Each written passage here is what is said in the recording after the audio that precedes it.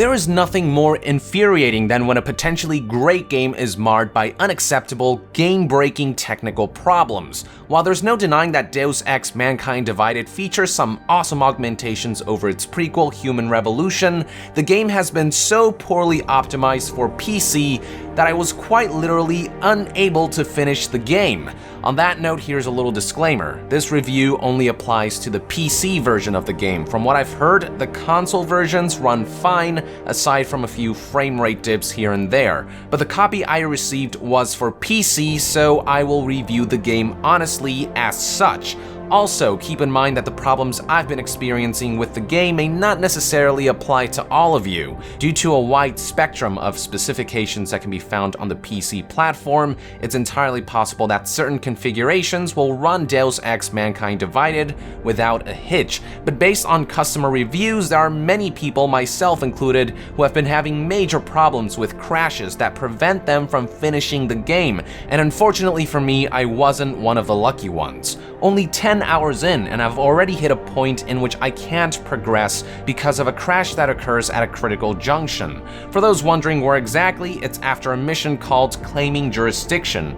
Basically, I have to return some evidence that I obtained from the mission back to base, which requires that I ride this secret elevator that takes me underground. But every time I do, no matter what, the game crashes and there's no other way to get to and from that base. I've tried all sorts of things in an attempt to bypass the crash, everything from doing some side missions before coming back and trying again, to tweaking the settings as suggested by official Eidos Montreal representatives. Nothing worked, so eventually I grew frustrated and weary, gave up, shelved the game away, and decided that if this is the game that I was given, then this is the game I would review. I may revisit this review in the future at some point once they fix all the game-breaking crashes, but I've got other games to cover, and I'm not gonna just sit around, twiddle my thumbs, hope they finally fix this, and pretend like this never happened.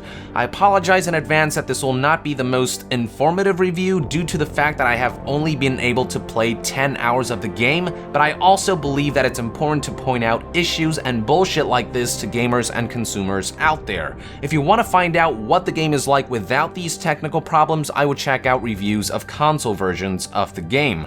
What I'll be sharing in this video review is my personal experience with the PC version of the game. Maybe this shouldn't even be considered a review because I have yet to finish the game, but I can definitely say that I adamantly wanted to and tried, but the game simply wouldn't let me. Even when the game isn't crashing, another big issue is performance. With my current hardware, I should have no problems running a game of this caliber. My current rig is packed with an Intel Core i7-4770K CPU clocked at 3.5 GHz, 16 gigs of RAM, a GTX 980 Ti graphics card, and various other high-end components. Suffice to say that I've had better looking games than Mankind Divided run far more smoothly on this machine. On ultra settings, Mankind Divided is a complete stutterfest and barely passes off as playable.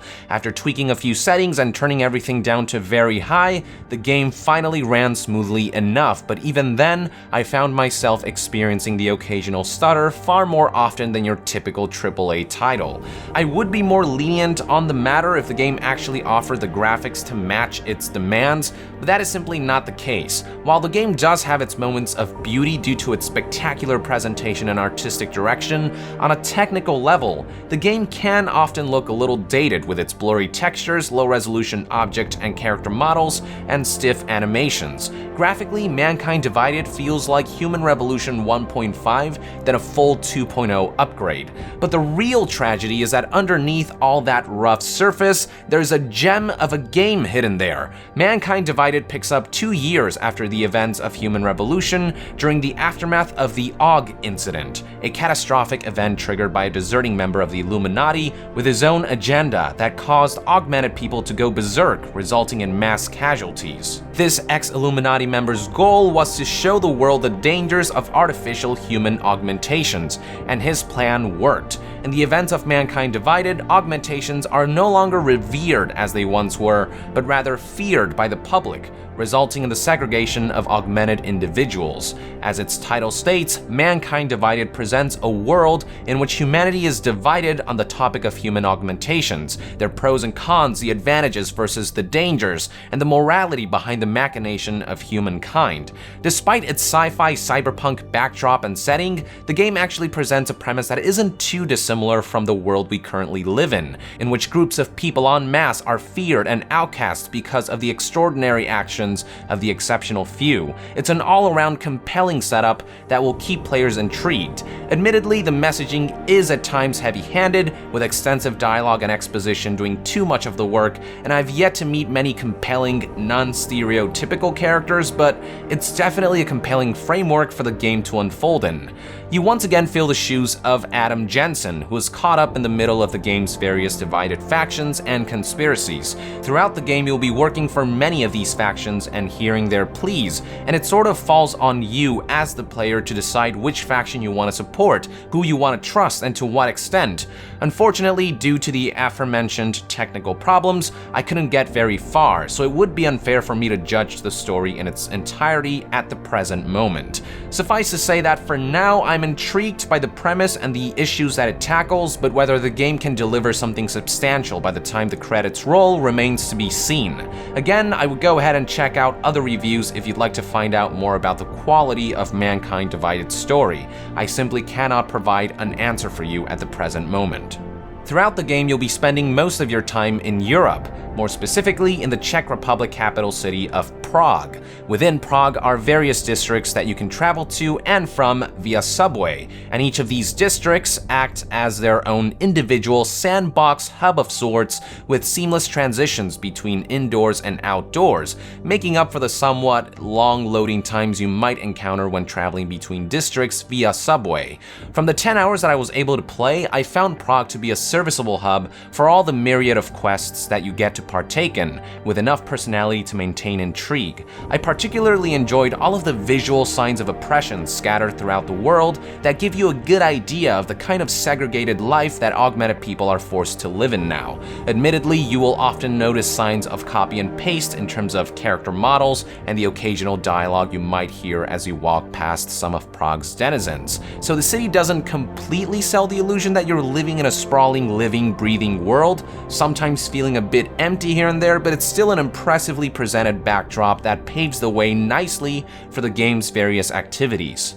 Speaking of activities, where Prague truly shines is in the myriad of secrets and gameplay options that it offers. I found that Mankind Divided's greatest strength lies in its ability to constantly reward players' curiosity. First off, there's just so much variety in the ways you can get from point A to point B or tackle certain situations that I often found that I couldn't help but to quick save right before a pivotal encounter and then just reload to see what other ways I could tackle a problem. With the right upgrades, you could go in there with guns blazing, and that would be a perfectly acceptable way to tackle a situation.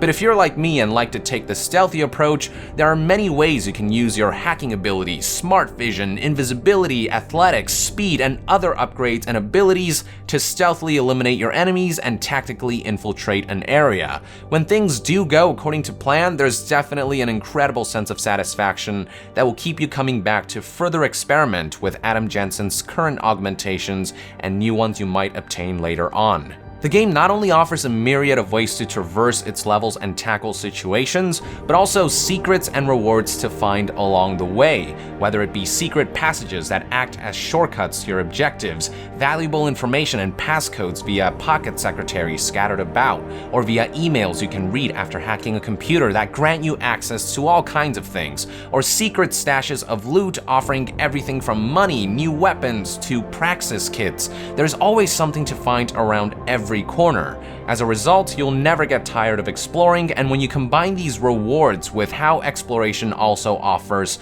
new and creative ways to tackle certain situations, you get this vicious cycle of curiosity, exploration, discovery, creativity, and rewards that works beautifully in tandem with the game's various smartly constructed levels. It also helps that Mankind Divided fleshes out Human Revolution's already solid mechanics. Like before, the game mixes first-person shooting with a third-person cover system. Speaking of which, the cover system has been drastically improved by offering players new and more streamlined ways to move from cover to cover. Gunplay also feels like a legitimate gameplay option now, making the pure action route much more viable, whereas Human Revolution almost shunned the idea.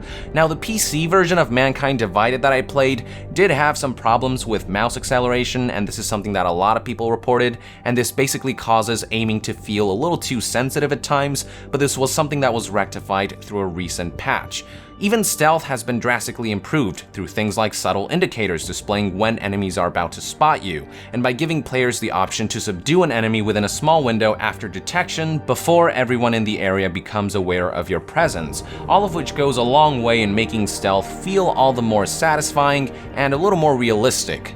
One thing that hasn't changed much from Human Revolution is the upgrade system, and that's a good thing. Once again, you'll be leveling up to earn Praxis Kits, which you can then use to unlock or upgrade one of several augmentations that offer new passive or active abilities.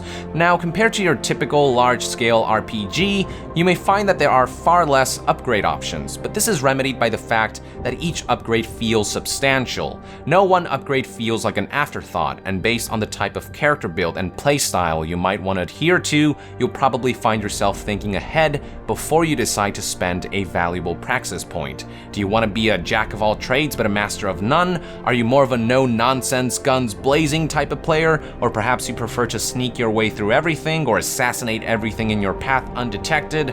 Or maybe you'd prefer to take the passive route and have a proclivity for finding alternate routes like air ducts to avoid encounters? Or perhaps you'd rather take advantage of this world's technology to your advantage by mastering hacking. Whether you decide to specialize in one area or combine a handful of specializations, what's great is that you will find that the game's level design can keep up with your decisions. Every level and mission I've encountered so far has a solution for every kind of player. Mankind Divided also offers a world of new gameplay possibilities through its brand new hidden augmentations that have been added on top of the augmentations from Human Revolution.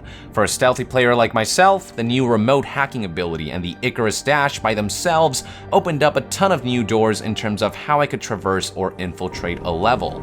Simply put, the new abilities that Mankind Divided offers are freaking awesome. The one caveat is that activating one of these hidden augmentations requires that players deactivate another one in exchange so that Adam Jensen doesn't overheat or something, and from a gameplay perspective, so that the player doesn't become too overpowered. If you think ahead about your playstyle, you should have no problems balancing things out.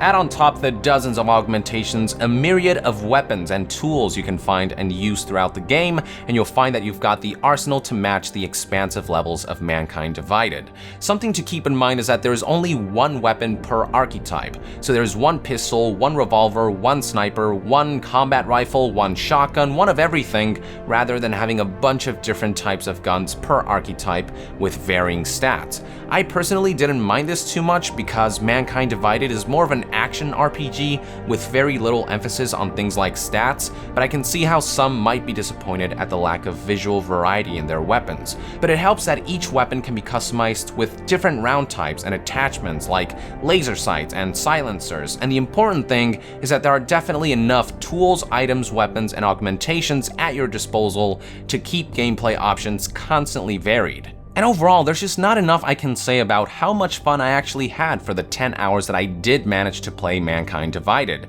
There's even an extra mode on top of the main story that's included in the package called Breach, which is basically a glorified and surprisingly extensive challenge mode that tests your skills with Mankind Divided's mechanics in short bursts through a bunch of bite-sized obstacle course style levels where you have to complete timed objectives. It's got its own little spin-off side story and campaign.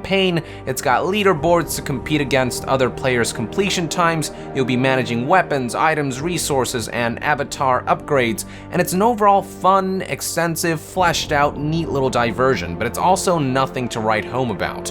The main course of Mankind Divided is undoubtedly the story mode, as is to be expected, and in the end, it was experimenting with my abilities, exploring every nook and cranny of smartly designed levels, constantly discovering new secrets, and finding solutions to problems problems on my own terms amidst a sizable game world with an interesting setting and premise that kept me coming back to the ravaged and distraught world of Mankind Divided. Which is why it's such a damn shame that the game is plagued by unacceptable technical problems. There is such a great game underneath it all, but that doesn't excuse the developer's audacity to ship their game in such an unpolished state. When a consumer dishes out the premium price of $60 in anticipation of a title, they expect to get their money's worth in terms of quality and polish, and they definitely expect something as basic as being able to finish the damn game. The worst part about all this is that these kinds of shitty ports are becoming a common occurrence as of late, and it's time for these developers to be held accountable. Without these technical problems, I would most likely recommend Mankind Divided for PC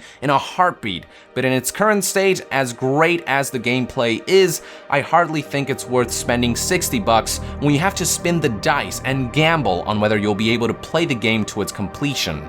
In simple terms, do not get Deus Ex Mankind Divided for PC. It's simply too risky of a purchase to make in its current state. If you really want the game, check out some reviews for the console versions and purchase the game for whichever compatible console you own. But if you're like me and prefer PC controls for first-person action role-playing games like this definitely feels like a big fuck you from Eidos Montreal and Square Enix. If you absolutely have to get this game on PC, I would wait like a month or two until they pull their shit together and patch this game up to the standards it should have met at launch. Until then, it's a damn shame that a broken product was shipped to happily paying customers who have been looking forward to a game that's clearly great underneath all the rubble.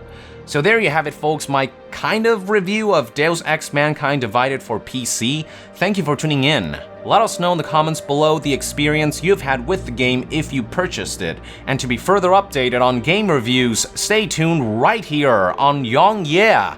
I'll see you guys next time. Yong out.